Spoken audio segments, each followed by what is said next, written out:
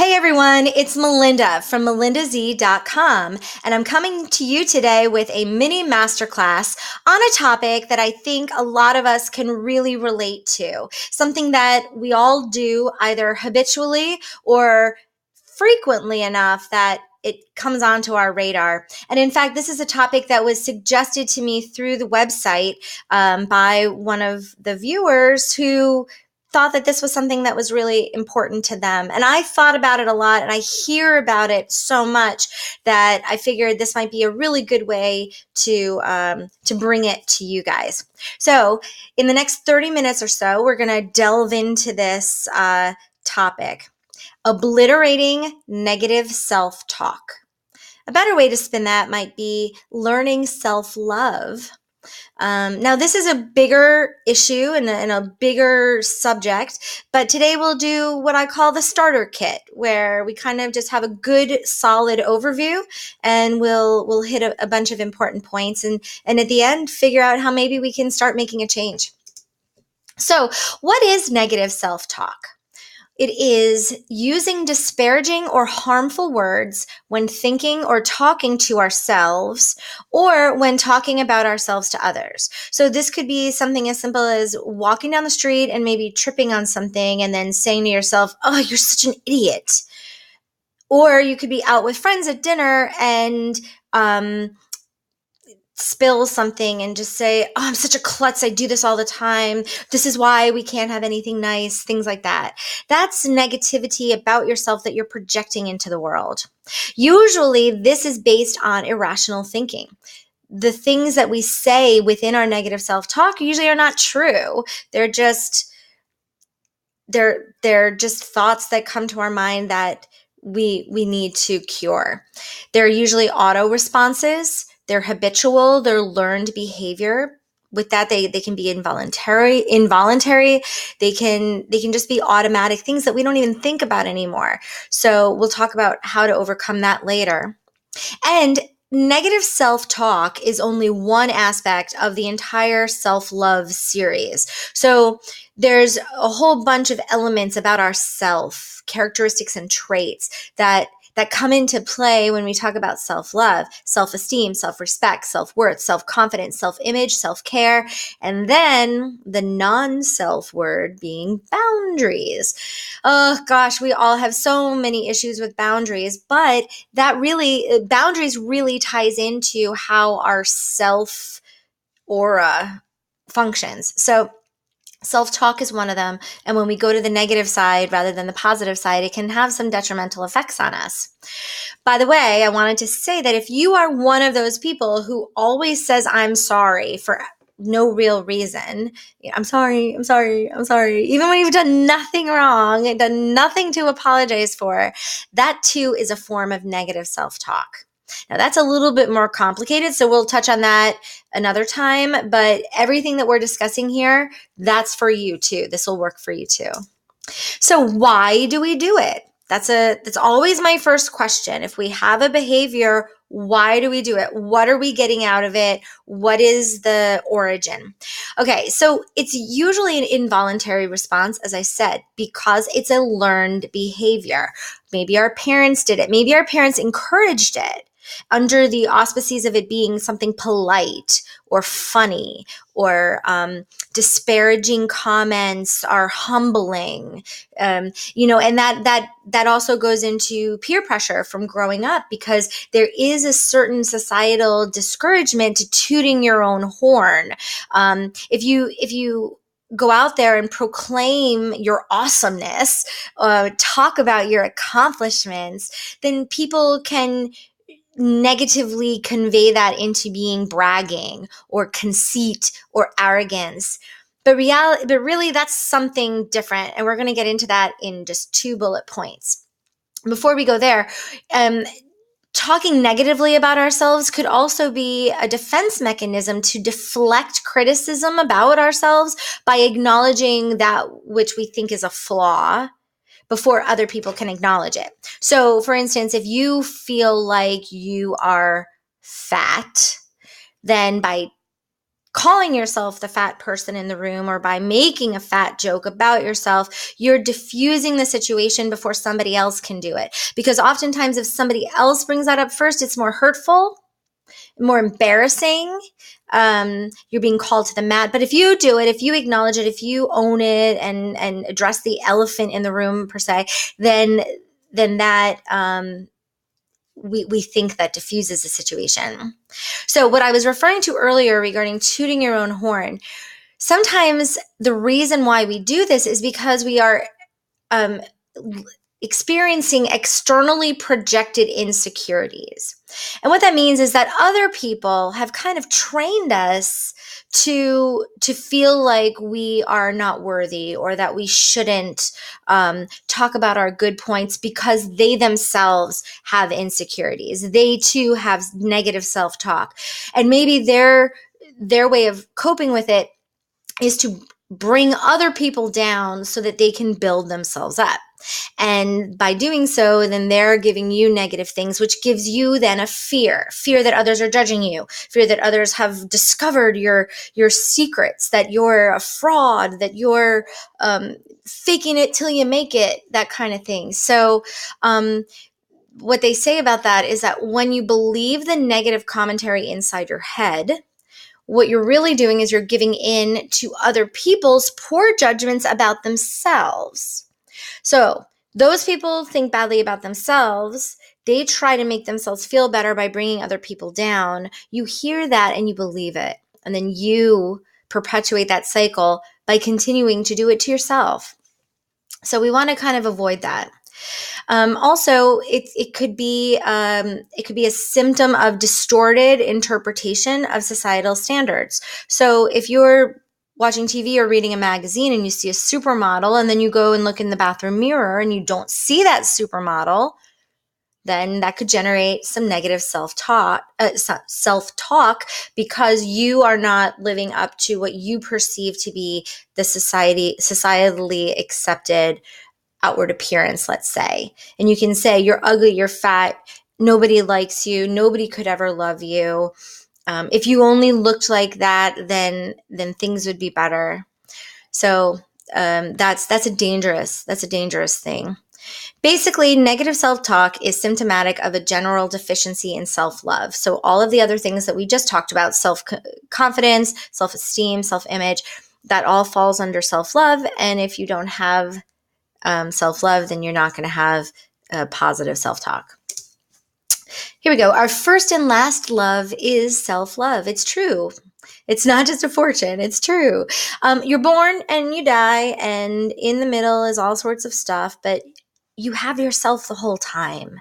So you have to come to terms with yourself. You have to love yourself. You're not somebody that you can export out of your life or cut off or get rid of. You are with you your whole life. So we want to make that a positive experience. What are the effects of negative self-talk? And I guess that could also be reframed into saying, what are the consequences of not adopting positive self-talk? Right? Okay. Depression. This is about to sound like an antidepressant commercial, I'm predicting. Depression's a real thing, and a lot of people suffer from it. Millions of people suffer from it. And for those of us who suffer from depression, we know that it can be a hole you can't get out of easily. You have these feelings of unworthiness, overall loss of confidence. And then there's the potential for isolation. You don't want to go out anymore. You don't want to see other people anymore. You have a general loss of interest in the things that really motivated you and that really sparked a passion inside of you. And by not feeling good about oneself will only deepen a depression that has begun or that has escalated into a really bad place. So ideally, what we want to do is kind of turn around that self-talk, just to be one little nugget to help lift us up out of depression. But not doing so can just get us deeper and deeper into depression.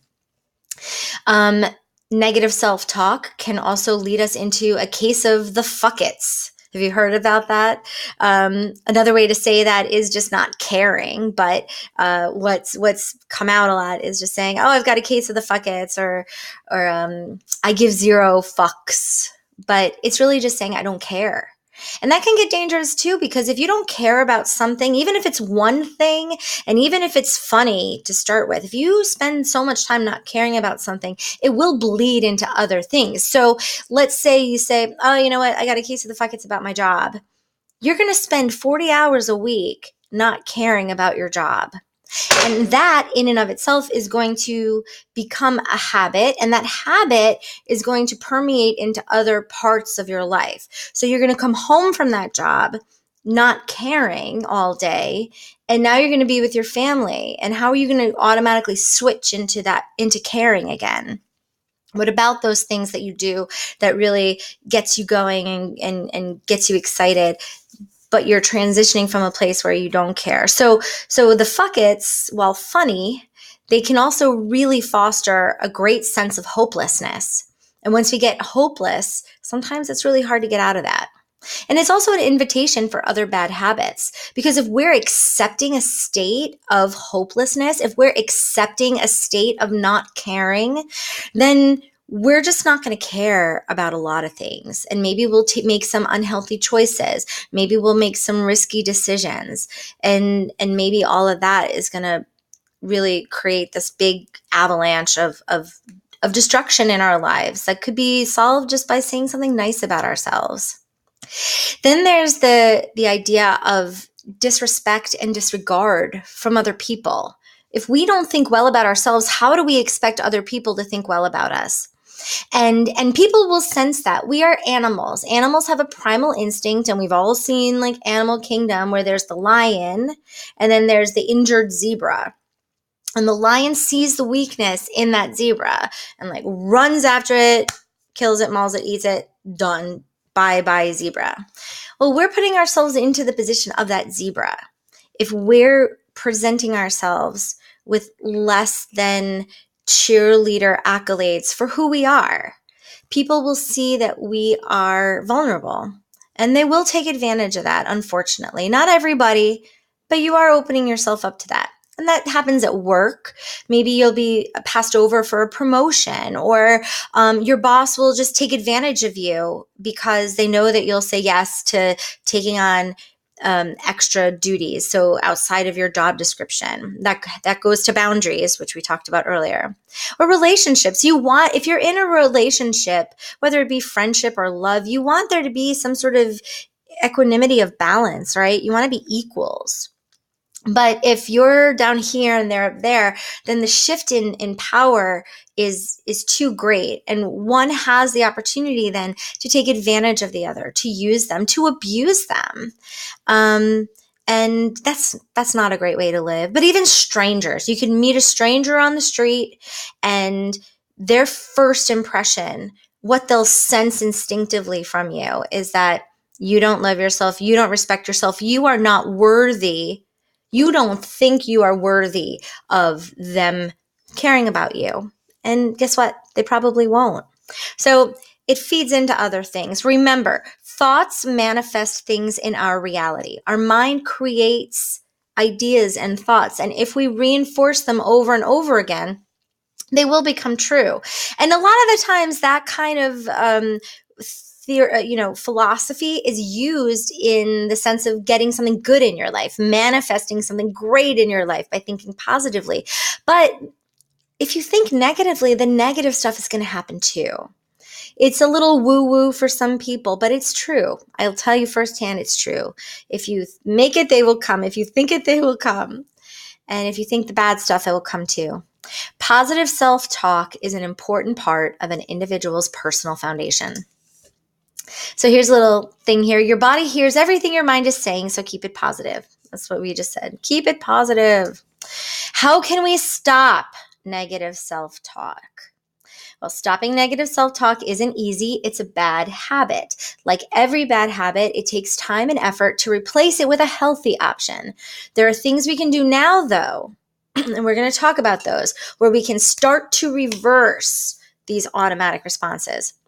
First thing, Be aware of our words and thoughts. Number 2, separate ourselves from the voice inside of our heads. And that's a little 4-step method called the STAR method that I came up with. Respond and reframe, and positive affirmations. So remember, we're breaking a habit. It's a habit like smoking or overeating or eating junk food, I guess would be a better example.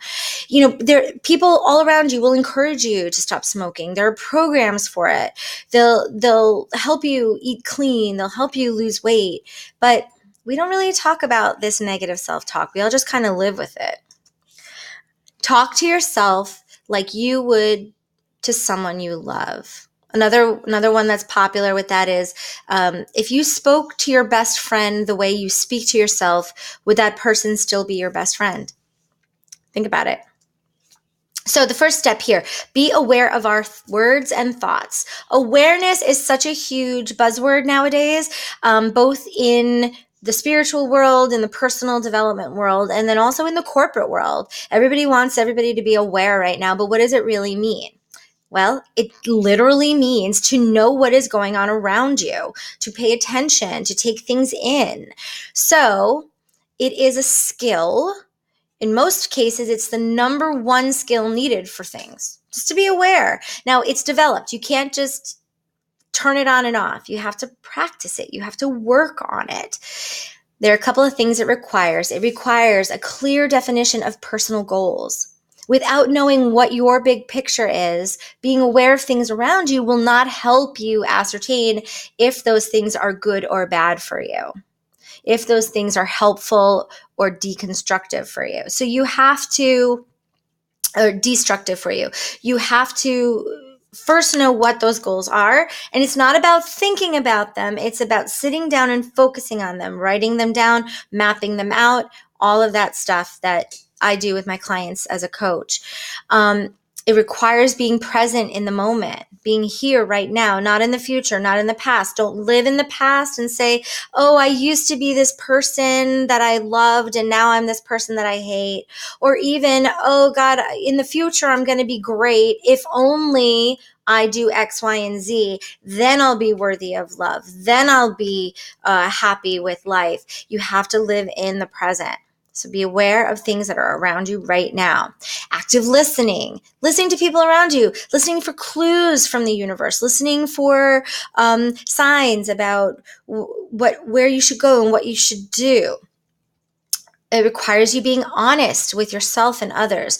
The voices in your head, are they saying things that are real or are they being irrational? Remember, most of the time it's irrational. We're going to get to that one again in a second. But also sometimes other people say things to you that we digest and we accept as reality, but is it always? Is their opinion really valid? Is what they're saying even their opinion, or is it something they're saying in a heated moment? We have to be honest about evaluating the situation. It requires trust and belief in yourself. You have to believe in yourself. You have to be your number one cheerleader. And it requires practice. You have to do it all the time. Being aware isn't something that you do on Mondays and Wednesdays at noon. You have to do it every day, every opportunity you can, every opportunity that calls for it. You have to be aware of the opportunities to be aware, right? Okay. Next step, separate ourselves from the voice. So the voice inside our head is saying one thing, but we have to realize that's not us. That's just a voice. You maybe give it a name, call it Barney, right? Barney's bugging me today. But we have to separate ourselves from Barney and turn it around. So there's a 4-step program I came up with called STAR. Stop. S, stop. So when you hear that voice, you have to stop. That has to do with being aware. You have to be aware enough so that you hear it. Not that it's just part of your life and it happens. You heard it, you stop saying it. You stop thinking it. You stop doing whatever it is that you're doing and you take immediate action. Think about a cat. If a cat is scratching your sofa, you have maybe your water bottle and you spray your water bottle, or you say no right in the moment, because if you try to change that behavior later, they're not going to remember what happened. They're not going to know what happened. They're going to just know that at that moment they're not happy. But if you do it at the moment, then you better to train yourself. Take a breath. T, take a breath. It allows for a break. It allows to stop, and it allows for some oxygen to get to that brain of yours so you can have some clear thinking. Ask yourself, is it true? The answer is probably no, right? Remember that. That is your default answer. Is it true? No. Is it true? No. Sometimes it might be true. I will say that. But for the most part, no. And really, even in the instances when it is true, you should start off by saying it's not true. Because then that'll give you a different angle from which to come in and acknowledge the honesty that it is true. You can be more gentle with yourself. We don't want to stab ourselves in the heart. We want to learn from mistakes. We want to coax ourselves into growth. We don't want to hurt ourselves. So starting with, no, it's not true, is a better place for everything. Respond.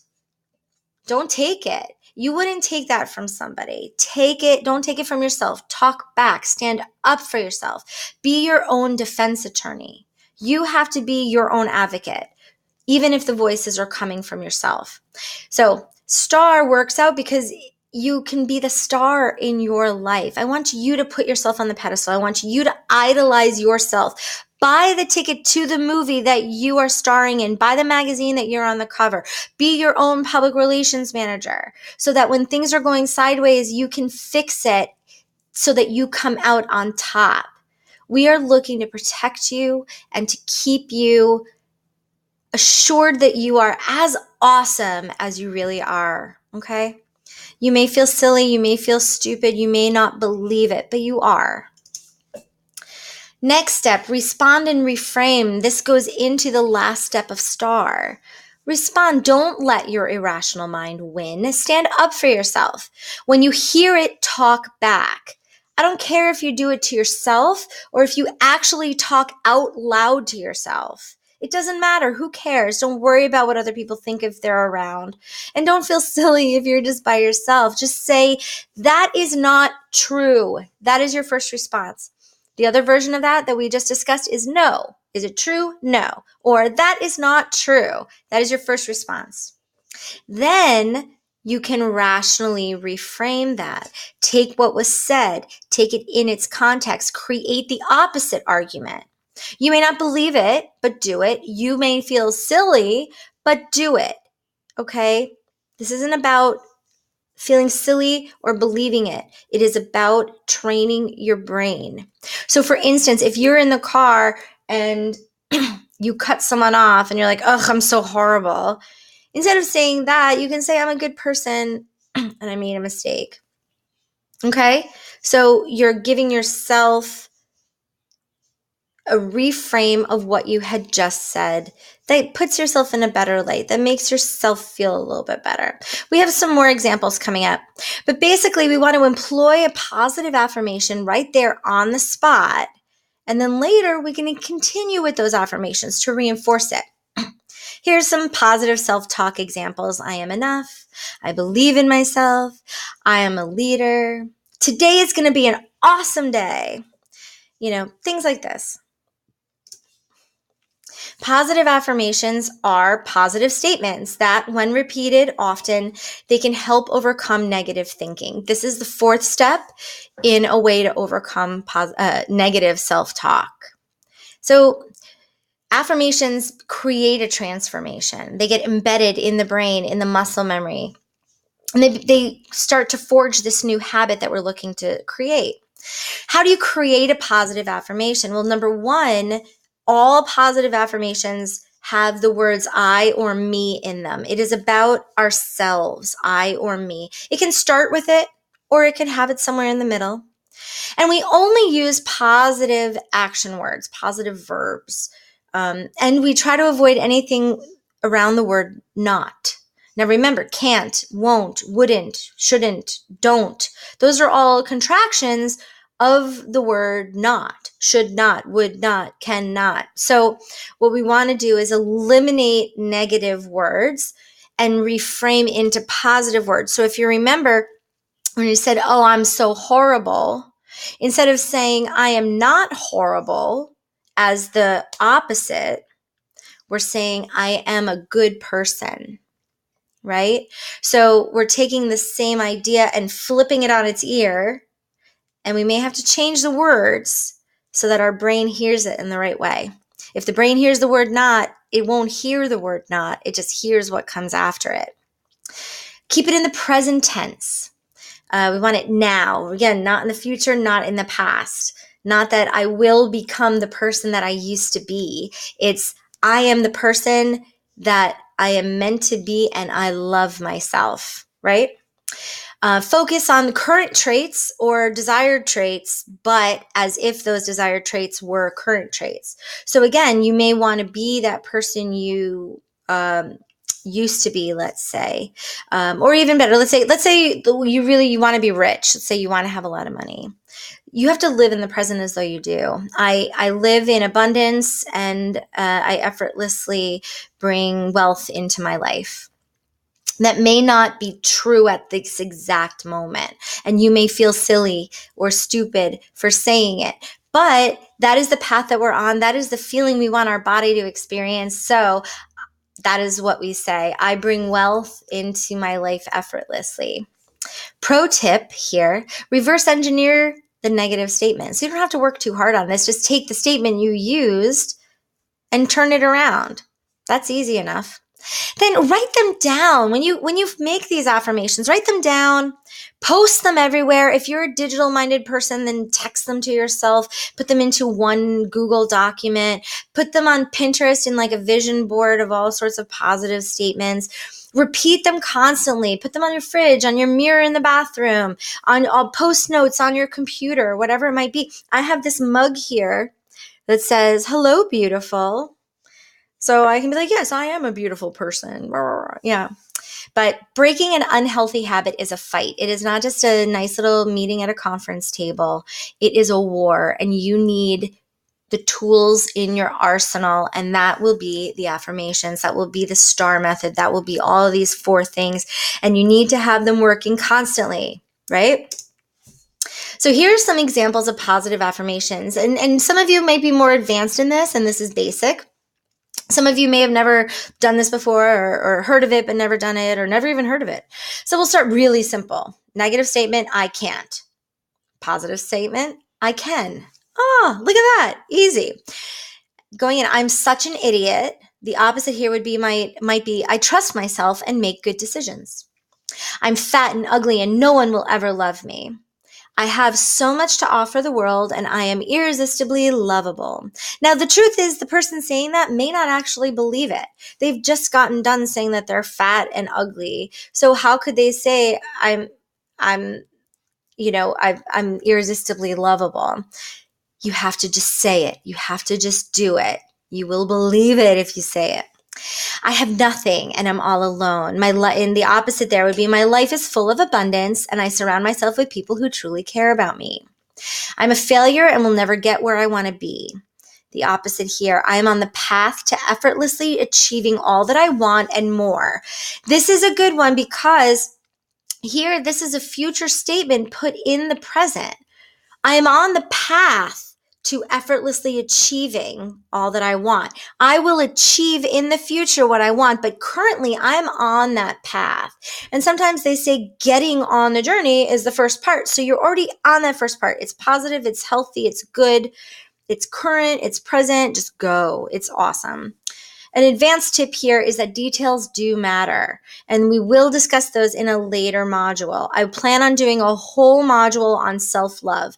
All of those adjectives, all of those self words that we talked about, self-confidence, self-image, self-esteem, boundaries, and affirmations are in there, getting really complicated and complex with the details. But for now, any positive reframing is a great start. That is where I want you to start no matter what. Take something negative, make it positive. Once you get that habit down, then we can get more detailed. So tools, we got some tools for you. melindaz.com. I'm always sending you there. I'm on a mission to build out this website to make it a resource tool for you so that anytime you have questions or concerns or something that you want to learn about yourself, personal development questions, anything, go to there. Find a blog that maybe works for you. I'm going to be building out blogs. I'm going to be building out resources. One of my first resources I'm going to put on there is a downloadable PDF of 100 positive affirmations that you can use in your life right now. So be sure to check that out when that gets up there. And also, you can always ask me anything. You have the app lit up there to put suggestions, questions, and maybe I'll make a video out of them, right? So another tool is books. So there's a book called Heal Yourself by Louise Hay. Really, anything by Louise Hay is guaranteed to be an awesome resource for self-love and for positive affirmations. She has a workbook off of Heal Your Life called Love Yourself, Heal Your Life. I have that book. I meant to have it here to show you, but I forgot to bring it. It's great. It gives you some trigger questions so that you can read the material and then put some practical use, write about it. It asks you things to make you think about it, examples, things like that. Also, if in the realm of awareness, I highly recommend the Celestine Prophecy. That's kind of an old go-to in regard to learning how to become aware, which again, remember, awareness is the number one thing, the first step in reversing negative self-talk. I also am a huge proponent for meditation. In fact, I have my meditation stone right here. But I particularly love one meditation guide on YouTube named Christian Thomas. His page is called Meditation Vacation, and he's got a whole bunch of topics there, specific meditations based on specific topics. So even if you've never done it before, you don't know how to do it, he'll guide you through it. And his meditations go anywhere from like 5 minutes to 2 hours. The one I'm recommending here is only 26 minutes. It deals in self-esteem and positive thoughts. And you just throw your earphones on and go to bed, like right before sleep, or if you have some time in the middle of the day, just close your eyes, lay down and listen, and you'll get into a state of relaxation. The mind will relax, and then you can fill it with all sorts of positive information. I've been doing meditations, guided meditations as well for about 20 years, and I hope to add some of my own personal meditations to the resource library as well. But in the meantime, Christian is awesome, and he has given me permission to send you over there. So be sure to subscribe. Lastly, we have some exercises for you to do. So the first one is affirmations in a mirror. Go to a mirror, have your list of affirmations, read them to yourself. Look at yourself. Look yourself in the eye. That's weird. That is so weird, but do it. Try it. It's something that we don't normally do, is look ourselves in the eye when we're looking in a mirror. And tell yourself, I am beautiful. I am wonderful. I am a good person. I am strong. I am capable. I am not alone. Actually, that's not a good one. Remember, we don't want to use not. But I am surrounded by people who care. That would be the correct reframing of that. I am manifesting wealth effortlessly into my life. Things like that. Create a personal fan book. Collect things about yourself that you love. Put them in one place. Pictures where you think you look awesome, or you were accepting an award. Pictures of your family that you're really proud of, your college degree, maybe anything that you love, that you're so happy, that really represents something about yourself that you like. Put that in this book and look at it. Tangible objects are such great reinforcements. And lastly, we have a 30-day challenge. Here we go. Keep a pen and a notebook or a journal next to your bed. And before you go to sleep, write down 3 things you like about yourself. I like my eyes. I gave a great presentation today. I taught a great mini masterclass today. I'm a good cook. I care for others. I'm generous. Read the whole list the next morning when you wake up. Now, the first day, you're only going to have 3, but if you do it for 30 days, which I'm asking you to, you will have at least 90 reasons why you're awesome right there. And you get to read that to yourself every morning and remind yourself why you are worthy of good things. And you get to start your day leaving the house knowing that you are worthy of every great thing that crosses your path that day. So there is no need to apologize. There is no need to make excuses for yourself. There is no need to come down upon yourself, because you are awesome and you are worthy. And with that challenge, some people like to keep that exercise going. They get really used to it. They get really like the effects of it, which is great. Do it. But if you don't want to do that, that's cool. Just keep that book, keep that notepad. And one day when you're feeling really low and you need a little boost, you get to refer to it and read it. So, last tool here is you can always contact me. I have my website. That's my email. I'm even giving you my cell phone. That's also on my website. Text me. You can call me if you want. I warn you, I may not answer. Don't take it personally, but I will try to get back to you in some way. I'm also all over social media, so find me there. It's probably how you found me now. And I just want to remind you as we leave. So it's been like 35 minutes. I'm almost there, right? Thank you for sticking with me. I hope you got something out of this. Any follow-up, send my way. I would love to clarify whether with you in person or maybe it's something universal that I missed, and I'll make an addendum video for this for everybody. But I just want to leave you with the words that you are awesome. And by watching this, you're already trying to make some difference, some change in your life. And that's all you can do. All we can do is evolve. All we can do is try to be better versions of ourselves every day. When you're feeling low, forgive yourself. When you're feeling like you've made huge mistakes, take a moment and try to find the lesson in that. What did you learn from it? What can you do next time? And all of those things are positive ways to deal with the difficult parts of life. Life is not going to be easy, and it's not always going to be fun, but we can be kind to ourselves. And remember, if we're kind to ourselves, if we are finding a way to bring happiness into our life, that is going to explode out of us to every person we meet, and they will feel that. They will feel that high energy vibration, and maybe that'll make them feel better. Maybe you will attract like-minded people to you. You will attract people who will help keep your energy high. You know, it's all about connections, and it all starts from within.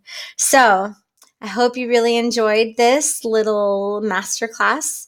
And remember, I'm going to have a larger scale course around self-love that'll touch on this negative self-talk as well as a lot of other elements. So keep an eye out for that. And in the meantime, have a great weekend. Let this digest over the weekend, refer back to it, share it, get more people in the fold, and I'll be back next week with some more content. All right, everybody. See you later. Have a great weekend. Bye.